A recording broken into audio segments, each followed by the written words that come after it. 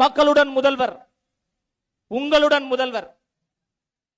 வேங்க வயலில் மலத்தை கொட்டி மலத்தண்ணை குடித்தார்களே அந்த மக்கள் உங்களோடு இருக்கிறார்களா இல்லையா? அவர்களுக்கு நீங்க முதல்வரா இல்லையா? பரந்தூரில் விவசாயிகள் 1000 நாட்களை கடந்து விளைநிலத்தில் விமான நிலையம் வேண்டாம் என்று மக்கள் போராடுறாங்க. உங்களுடன் ஸ்டாலின் அவர்களே, மக்களின் முதல்வர் அவர்களே, வேங்க வயலில் இருக்கின்ற விவசாயிகள் மக்களா இல்லையா? அஜித்குமார் என்கின்ற ஒரு சகோதரனை காவல்துறை அடித்தே கொலை செய்தது.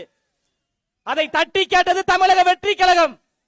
எல்லோரும் போன் கால்ல பேசினாங்க. வீட்டிற்கே சென்று ஆறுதல் படுத்தியவர் நம்ம தலைவர் தளபதி அவர்கள். மக்களுடன் இருக்கின்ற ஐயா ஸ்டாலின் அவர்களே, எதற்காக அஜித்குமார் அவருடைய வீட்டுக்கு நீங்க போகணும்ல? அதனால் தான் சொல்றோம், தமிழ்நாடு முழுவதும் இருக்கின்ற 7 கோடி மக்களும் மக்கள் விரும்பும் முதல்வர் வேட்பாளராக தலைவர் தளபதி அவர்கள் திகழ்கிறார்.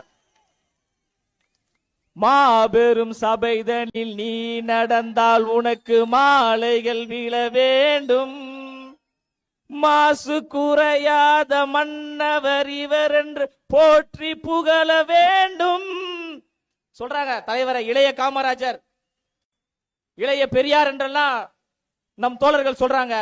இந்த கூட்டத்தின் வாயிலாக நான் சொல்றேன், தமிழ்நாட்டு அரசியலில் தற்போதைய நிலவரத்தில் இளைய எம்ஜிஆராக தலைவர் தளபதி அவர்கள் இருக்கிறாரு. நிகழ்காலத்தின் எம்ஜிஆர் தலைவர் தளபதி அவர்கள்.